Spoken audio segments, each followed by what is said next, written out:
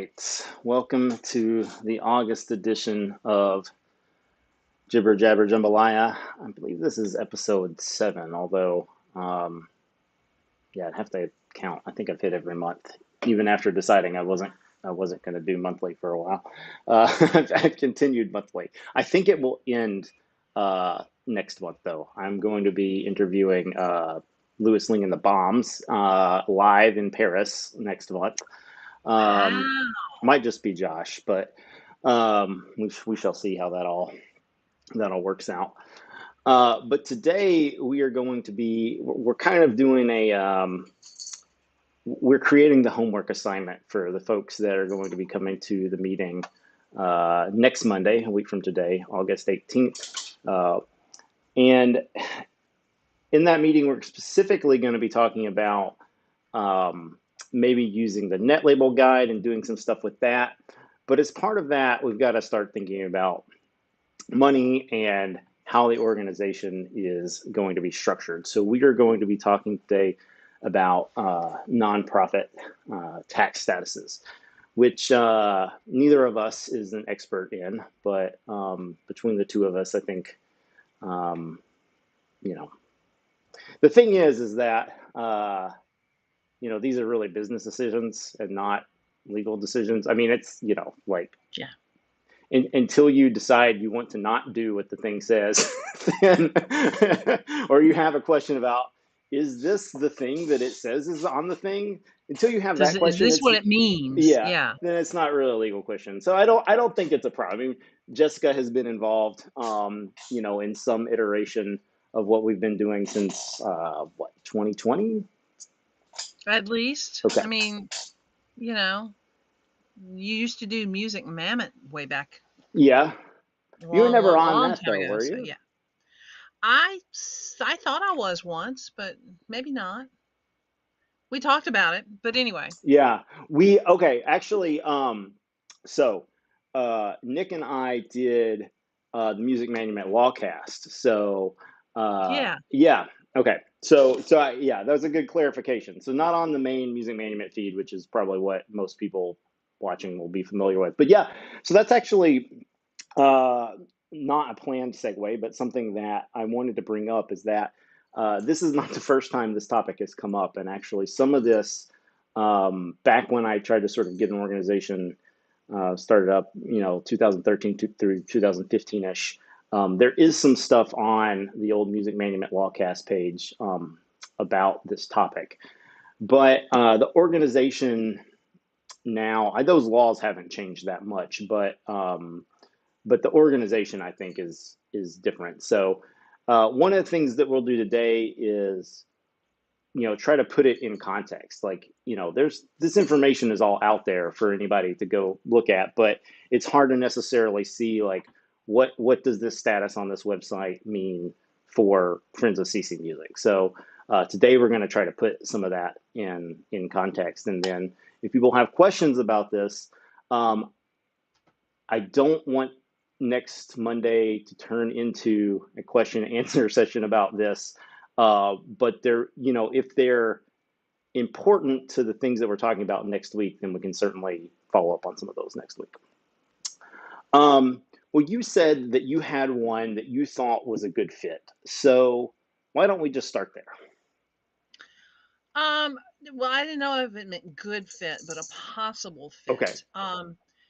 Basically, there are looking at the IRS codes, there's about 32 different types of nonprofit organizations that have been recognized by the IRS that have different requirements for how the money comes into the organization, different requirements for how much of the money and how the money goes out of the organization in order for the organization to be deemed um, not be a tax exempt status.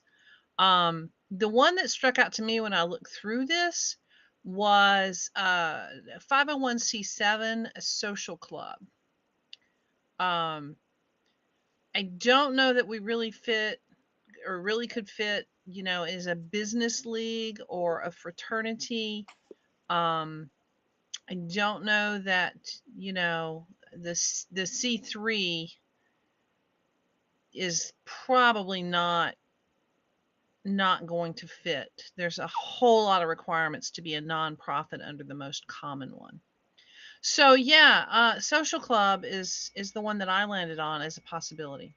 So that Um, that is one that I have thought has been, you know, might be a good fit.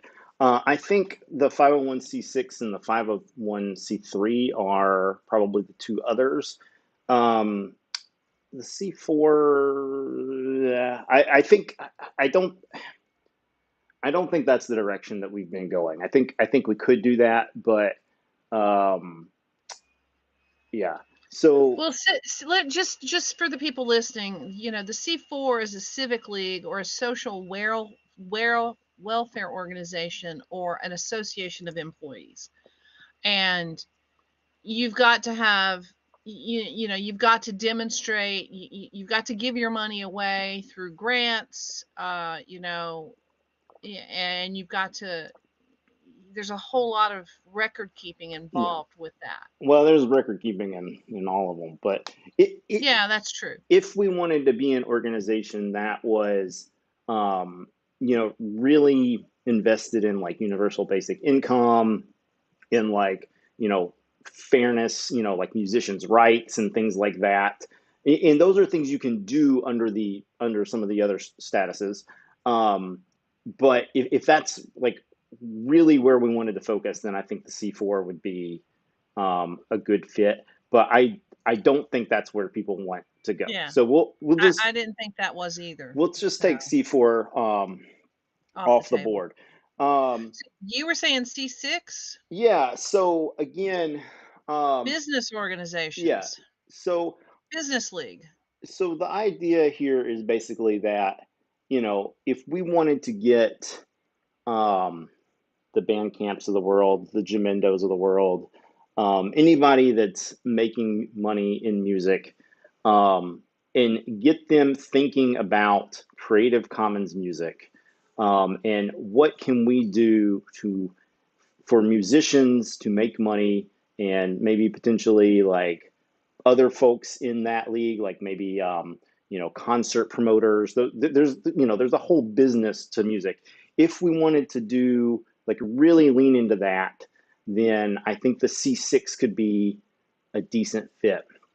Um, I don't know that we should necessarily take that off the table. I do think there are a lot of people that are really concerned about making sure musicians get paid. Um, I Well, a C6 has the advantage of it allows you to do some lobbying with your money too. Yeah, Um, if it's you know going to be supportive of the business interests of the right. organization. It's generally funded by dues, membership, and dues. So it's not like you could just take donations from randos. Um, so, But I mean, but it would have a membership. I do believe it could be. It's usually limited to a geographic area and a business, but I didn't come across anything that prohibited worldwide membership. yeah, I mean, so like So, the Linux Foundation, I believe yeah, is a C6. C6. Um, yeah, let's try to look this up real quick.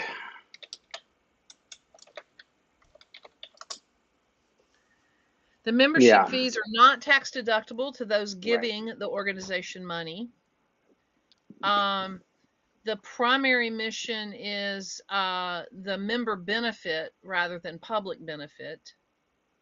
Um, Yeah, so all of that does seem to fit. You're right. The C6 is a pretty good option so in now that when I'm looking at it. when we're talking about private benefit, we're not talking about shareholders. We're talking about the individuals that are the CC community. That's what we're talking about, private, rather Yeah, than member the public benefit, at private. large. Yeah, So yeah. so I would think a fair number of the audience here would at least know of the existence of the Linux Foundation. But the Linux Foundation is like the umbrella organization for the Cloud Native Computing Foundation, um, just like a whole bunch of like open source stuff falls Yeah. under the Linux Foundation. Um, so that is a model that I think could work well for us. Um, Well, did they start where they are now, or did they grow from something else? I don't know that much about the Linux Foundation. I think that they started as a C6. I'm not 100% sure of the history there, but I think that basically, um, organizations were starting to use, like big businesses were starting to use Linux, and people were just like, it's like just this guy, right? And Linus Torvalds. And so they're like, huh, like what happens if, Linus, gets cancer or, wins the lottery or, like eventually people do die. That is the thing that will happen to all of us. So they were like, we need to start figuring this out. Like, what are we going to do? We're talking about, billions of dollars, Yeah. in the economy, maybe trillions. And, we just, it can't just go poof one day. So, yeah, I mean, it was a long time into the history of Linux when the Linux Foundation, um, came into existence. But yeah, I think they started out with a very clear intention about wanting to be, a business organization.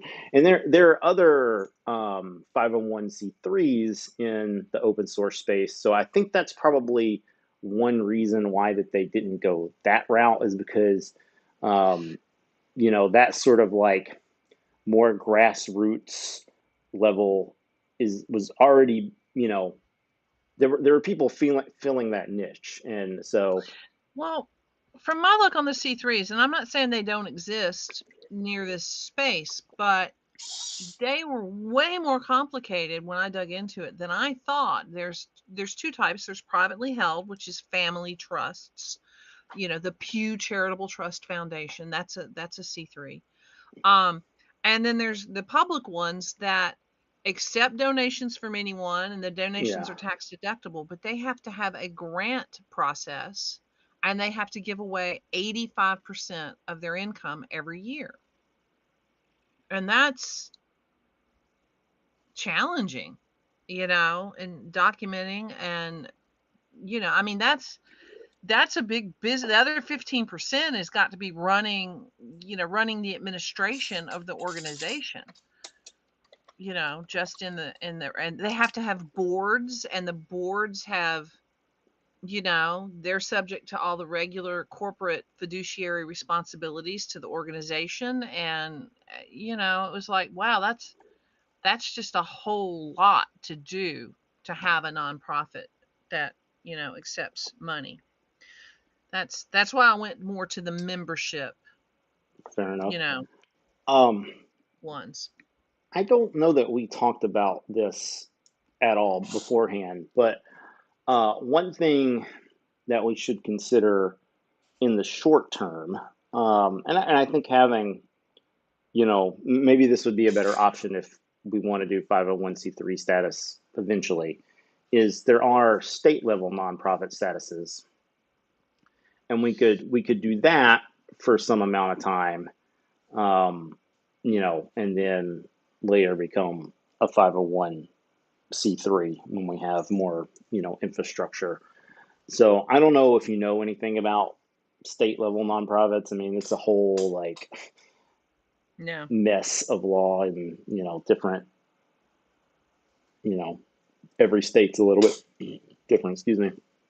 So, um, that might be one thing that we want to do for some amount of time, but yeah.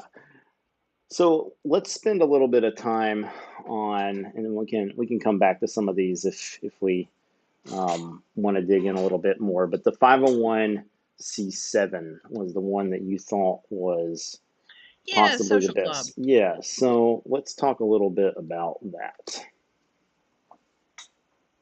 Opportunities for personal contact among members. Membership must be limited. Clubs supported by membership fees and assessments. Um, the net earnings may not inure to the benefit of any person. So all the money, the interest, everything has to go to the organization, to the club. Um, it can receive up to 35% of its gross receipts from non-member sources, including investment income. So you could raise money, you could take donations, you could have fundraisers. Um,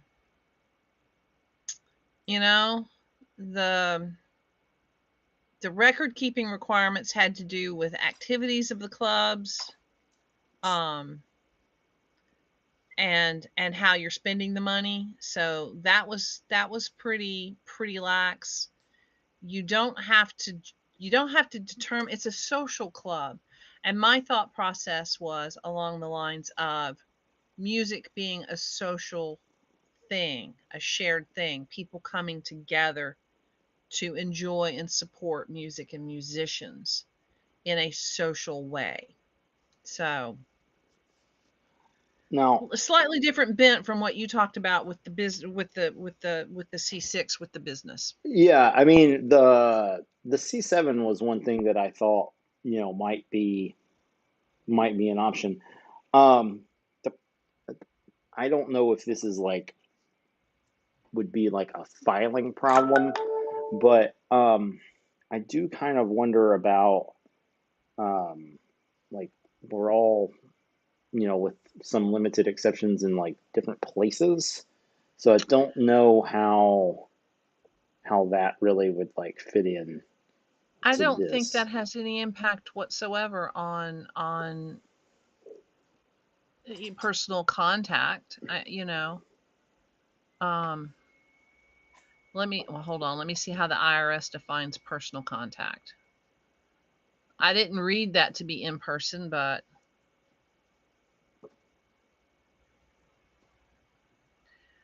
commingling face to face doesn't preclude what we're doing right now. Uh, I mean, are you sure? I don't know if that's, I mean, I feel Well, like, actually, no, you're right. You're right. A flying club is organized by owners and operators. The club will help members improve flying abilities and provide economical flying facilities for members. The club's sole activity involves members owning, operating, and maintaining an aircraft. Because there is little commingling among members for social or recreational purpose, the club does not qualify for an exemption under C7. But again, they're not.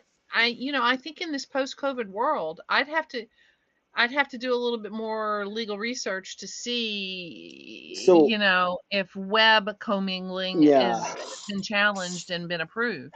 I mean, I guess my That's concern, the open question. yeah, would be that like, and I guess this is part of the problem that we're kind of trying to solve at some level, but we're kind of disconnected with like little pockets of people here and Yeah.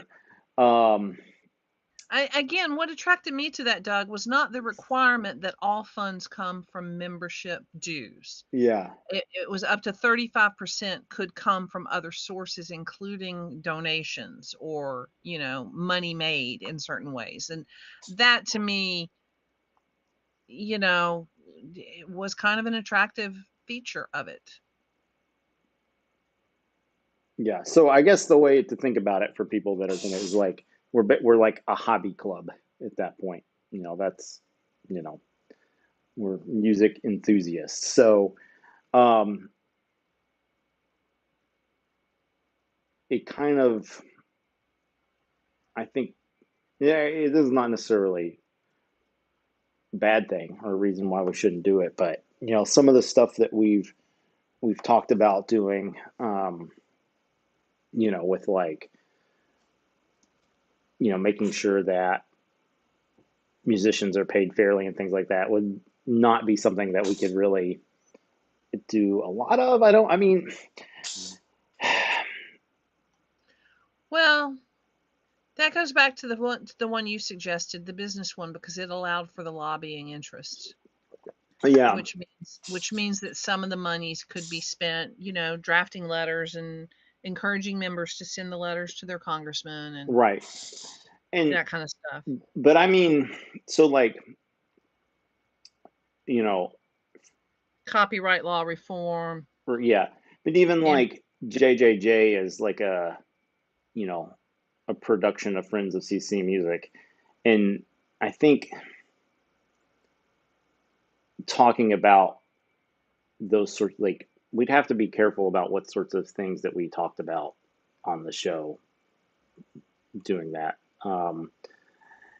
Maybe it would not even be like, maybe that would just be the end of this. Like maybe that you know like doing the live shows, like the live streams, like we do on Net Label Day, would be of more of the type of thing that we would be doing. So, um, I don't know that we've coalesced as a group enough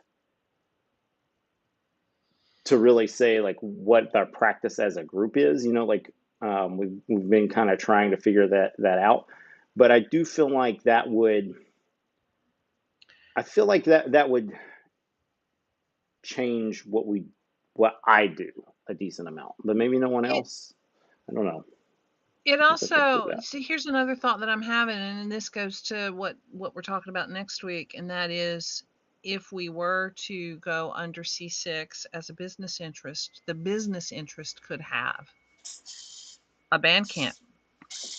Yeah, yeah, yeah, and I mean, it may be To curate our own curated radio station, right. you know. So, and it could be done instead of under an individual, it could be done under, the Friends of CC business. One thing that we have talked about a number of times, and I don't think anyone really knows how to solve, is the aging status of our community. And I do wonder if, maybe the 501c7 might be a way to tackle some of that.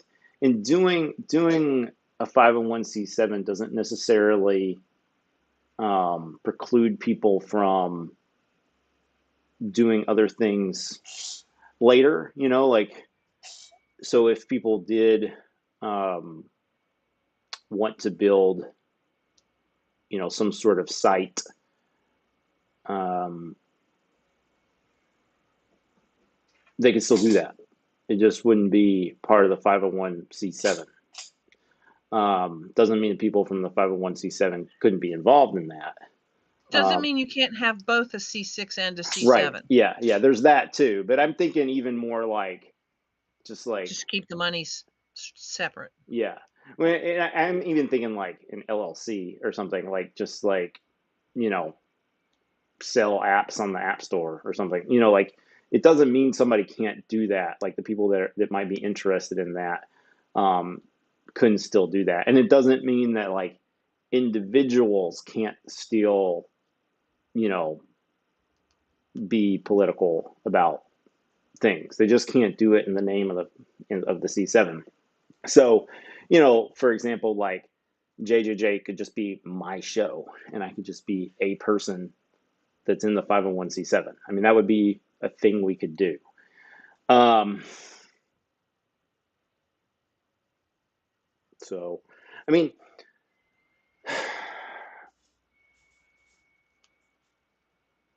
it sounds like the biggest hurdle you're thinking about for the 501c3 is like the administrative burden.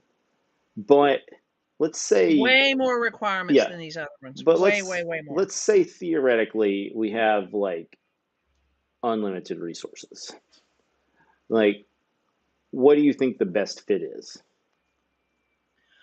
again, the thing that really surprised me learning about the C3s was the requirement to get rid of the money that comes in, and that it needed to go out through grants, and that has to be a competitive process.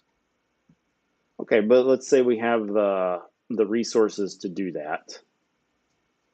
Like, and like some of these things like, building the Spotify competitor, that could be something that grant money goes into.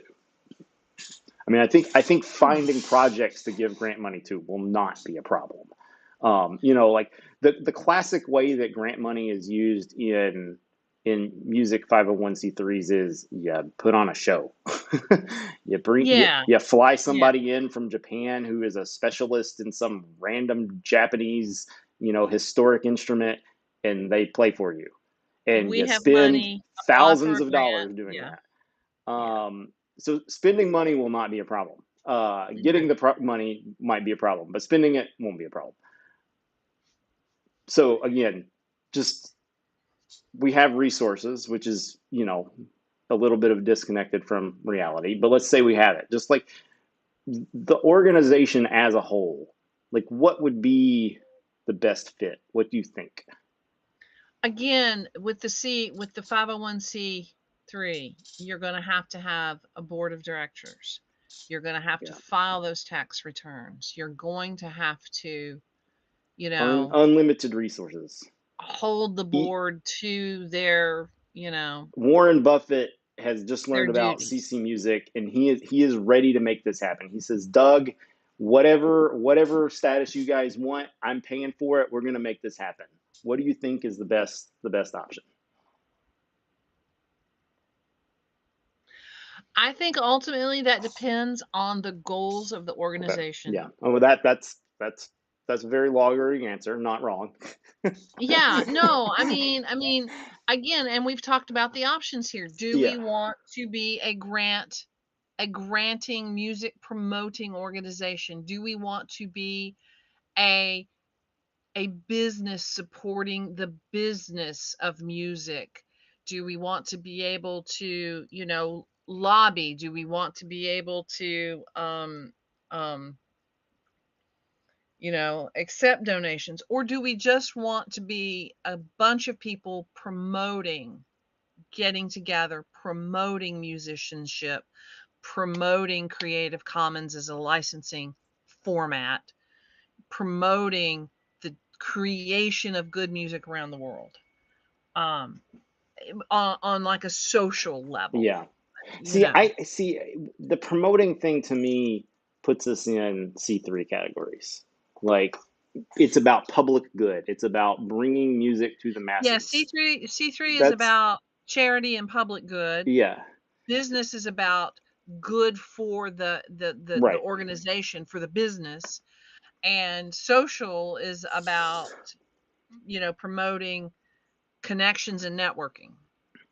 Yeah. I so I think probably C3 is where we land in a perfect world, but I don't think that I think discounting the reality of the situation is dumb. um so and a lot of the reason why I think C3 might be ideal is because um people know that they can donate to C3s and get a tax. Tax deduction. Yeah. So um I don't think we have. I do think the C6 would be great, but I don't think we have the right people involved. Like I'm just thinking about the people we have right now. I think C3 makes a lot of sense. I don't think C6 does. Um, but the C7 is interesting because it's one that I thought actually it would really change the way we're doing things, but it might actually make things a lot better and easier just to focus on getting together. Um, Especially if digital connection qualifies it. yeah, yeah. So I guess that's well, one thing that I have wanted to do, and Rhino is doing some of this already is get people together in physical spaces. Um, you know, how much of that we can actually do is ultimately a financial question. But I mean, I do think that's something that, I mean, even when, I mean, that was sort of what we wanted to do back when Tom and I started Music Manumet, like back in 2009. That started around wanting to get together, put a show together in Madison. Um, and like conferences and stuff. I see. I guess this is where I don't really know, and I probably need to do more research on the C7 myself. Is like I kind of feel like the conference is like sort of a C6, C3 type of activity, and not so much a C7 activity. Maybe I'm wrong about that, but I mean, Yeah. there are like anime conventions, which I guess are. Anime could be like a C6 if it's like. I mean, I guess it kind of depends on who's organizing it. Like, is it the anime writers that are doing, or is it anime fans? Because that's kind of the distinction between the C6 and the C7, right? Hmm. But and again, I don't know that we have enough like musicians like super deep involved to make the C6 make sense. I mean, maybe that could change. I don't know. Um, I think we'd have to do some politicking to get to become a C6 to like make that make sense. Even if that would be a really good fit, ideally, like I don't know. I think I'm talking myself out of a C6 making any sense. Actually, uh, might be down to the 3 and the 7. Not that we're going to decide today, but um, No, but it's stuff to. Um, I'm just doing a little quick research right now, and it falls on. I mean, the IRS has said face to face, face to face, face to face, and it falls on what is the legal interpretation of face to face, and yeah, does that encompass online face? Are we face right, to face right now? yeah, Um, and I think that's a legitimate question. Um, but I'm not seeing anything. Um,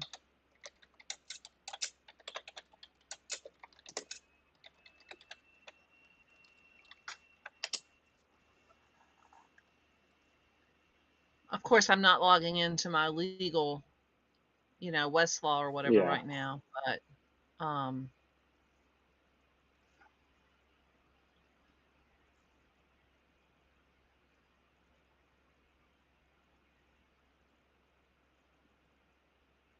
yeah, but I can't imagine that it hasn't been challenged and there isn't some guidance on this already. It's kind of like the question that I would ask my accountant, my tax guy. He is a tax lawyer. Or go into Westlaw and do some legal research and see. Somebody's bound to have challenged that by now, simply because all of the C7s would have lost status during COVID Yeah. because they couldn't have face to face meetings, and so the law is bound to have Well, somebody is bound to have litigated this, and yeah. and They also could have like granted a like some sort of like temporary, maybe, you but know. if you can't really once it's hard to take that away once it's granted. I think we're face to face right now, but I'm not the IRS. and Fair that's an enough. important question because I never really considered that. I guess I never really considered in depthly. I saw face to face and just assumed that Zoom would qualify. But you're right. That's a big question about social clubs. But I mean, I play board games with friends online still. And, every Yeah. fourth Saturday. We're all over the country. We used to get together. We all used to live here in DC and play games here, and now we all live I all over the guess, country. although I mean, And I code think, words. but I think that might actually be like a reasonable distinction. Like being an organization that is in person and then has some sort of like online component is is different, I think, than an organization that is, Entirely online? yeah.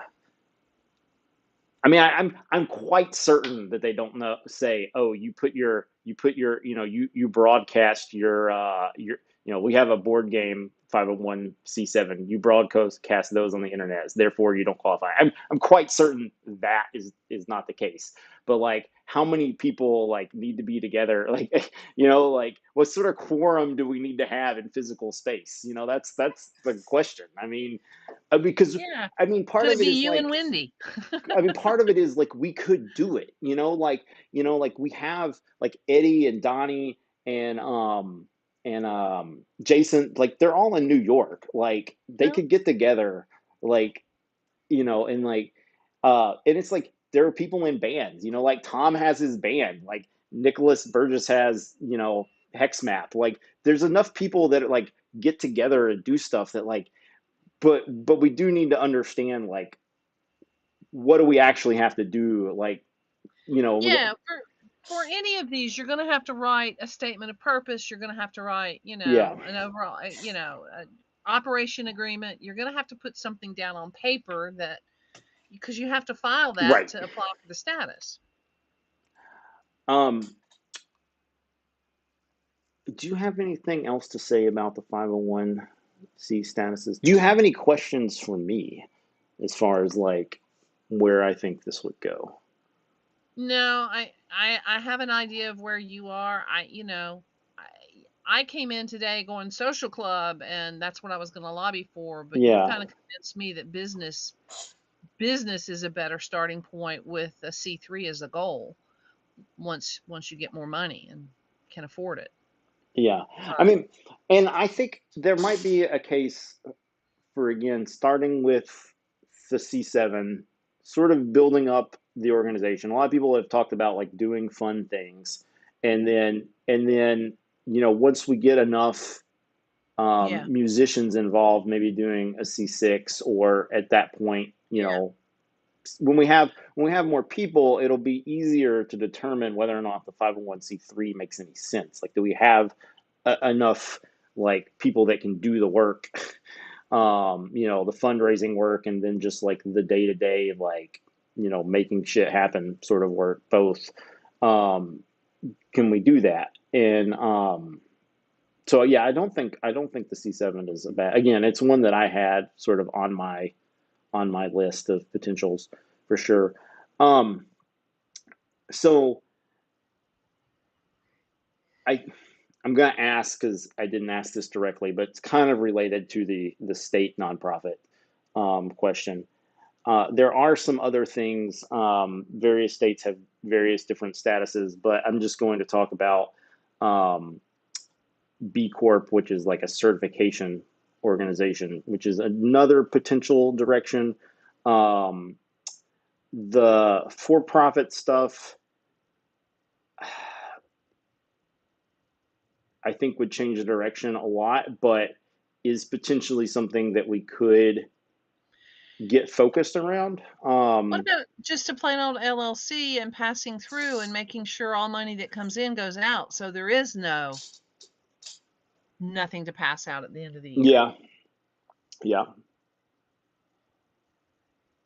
That. I think that having some sort of like B Corp status is useful for people just to not think. I mean, particularly in our community, um, there's a lot of cynicism, I would think, about for-profit entities. Yeah, Um, and so I think just the straight LLC without any sort of like, I mean, again, you would just be a LLC legally, and then you would like file with the B Corp standard folks. Um, I think without doing something like that, there would be a lot of hesitation from people about being involved. But, you know, as far as like, um, it is possible for, well, I mean, not just possible, it's fairly common for for-profit entities to have some sort of 501c3 arm, so that is an option. So maybe again, like we just sort of do the LLC and we do that for a little while, and then when we get ready for doing the C3, then we make that happen. Personally, Well, I'm not a huge fan of that, just because like we've been kind of trying to figure this out for so long that, like, I mean, and I guess it's some level, like, making the decision that you're going to wait is a decision, but I kind of just like to do something like for my own personal sanity. yeah, Um, and it's going to start there, I think, Doug, with a decision on who it is, who is the lead here, who is, is it going to be you? Is it going to be a team? Is it going to be a yeah, group? And then the decision on what the purpose is, what the goals right, are. Um, you know, I, it could be that you charge, $5 a year for membership, right, and you don't have to worry about how to get rid of a lot of money because that can pay for a website. yeah, Um, or it could be that you want $100 per person per year for your membership, and that gives a different set of constraints. And um, yeah, I there I think this conversation is demonstrating, however, as we are 40 minutes into it plus, depending on the goals, there are options. yeah, absolutely. Um, you may not know the answer to this, but you brought up the board as a potential hurdle to 501c3, just that Yeah, being a pain in the ass. board of Um, directors. yeah, so I assume that is not something that would be required for a C7. It is not. Okay, It's not required for a C6 either, I don't think. interesting.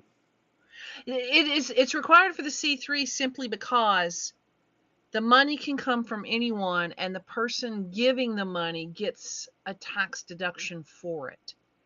So the IRS wants accountability Yeah, and wants a board of directors to be accountable to the proper handling of that money.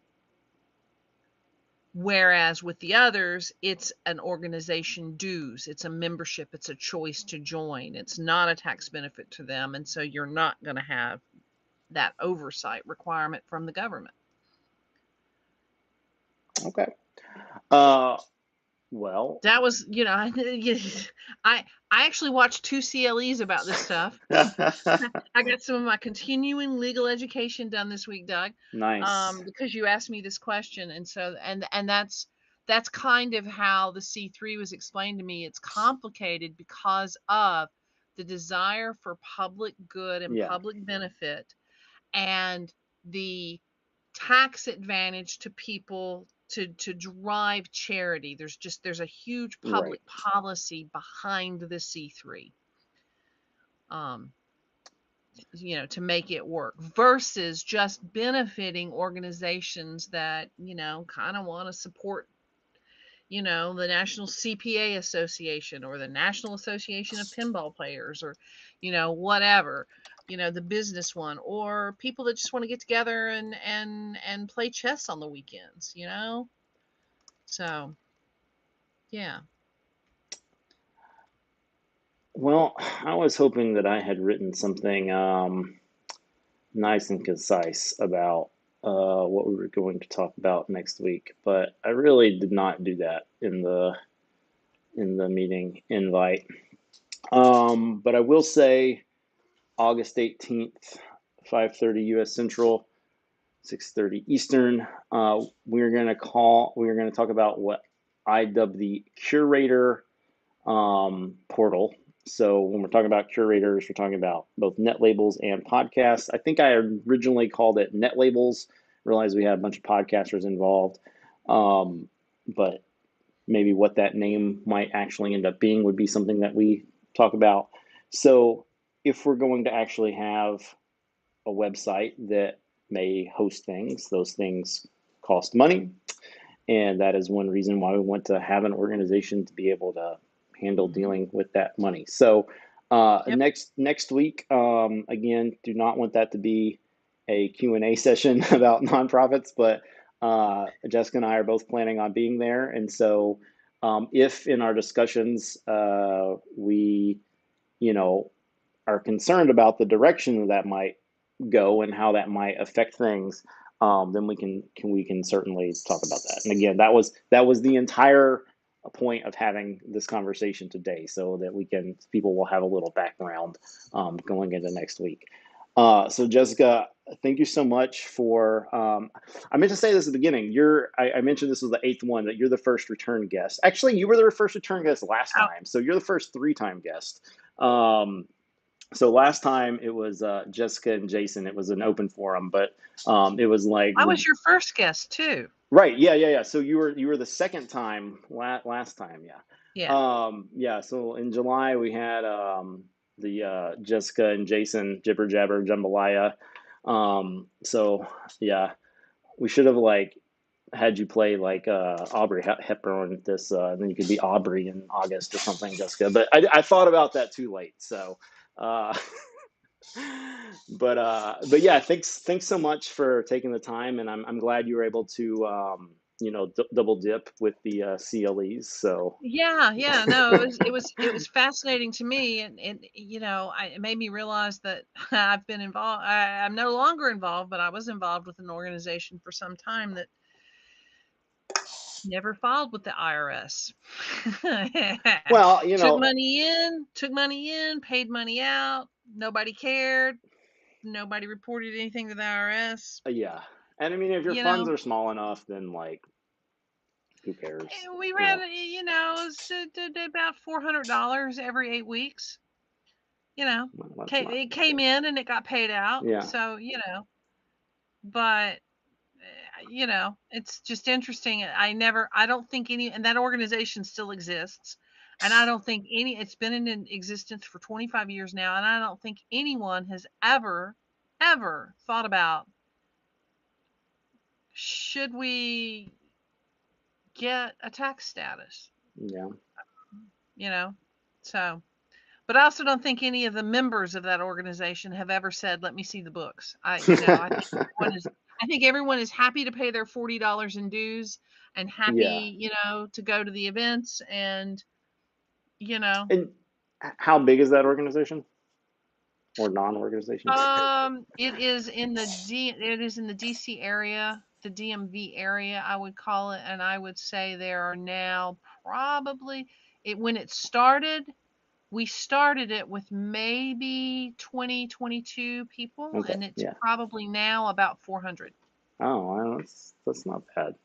100's pretty decent size. But Yeah. it's 25 years it's been growing. Yeah. It's Yeah. And it's local too. So that's, I mean, I think one of the struggles of our I'll tell organization. you, it's our pinball Yeah. league. I think I've talked to you about playing pinball. It's the Yeah. pinball Yeah, for sure. leagues. Yeah. Yeah. And I mean, one of our things is, being a global organization, and that the Yeah. numbers could be could be huge. I mean, they're not right now necessarily, but we want to set ourselves up for success with that.